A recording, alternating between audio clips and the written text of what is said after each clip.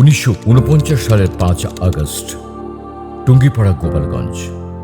পিতা শেখ মুজিবুর রহমান ও মাতা শেখ ফজিলাতুন্নেসার কোল আলো করে জন্ম নেয় তাদের জ্যেষ্ঠ পুত্র। 5 ভাই বোনের মধ্যে দ্বিতীয় তিনি।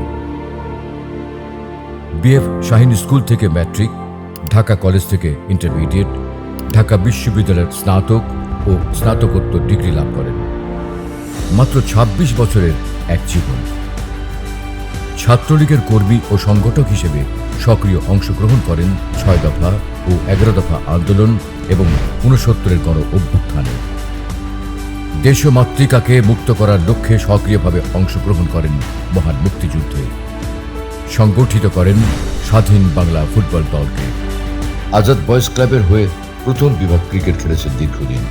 শুধু খেলাধুলা নয়, সঙ্গীত, বিতর্ক, অভিনয়, উপস্থিত বক্তৃতা থেকে শুরু করে কোথায় ছিলেন না শেখ কামাল। তিনি ছিলেন ঢাকা থিয়েটারের অন্যতম প্রতিষ্ঠাতা। তারুণ্যের প্রতিটি গুণাবলী যার মধ্যে ছিল বিদ্যমান। তিনি সৃষ্টি আর শুদ্ধতার এক নাম, শেখ কামাল। জন্মদিনে তার প্রতি রইল বিনম্র শ্রদ্ধা।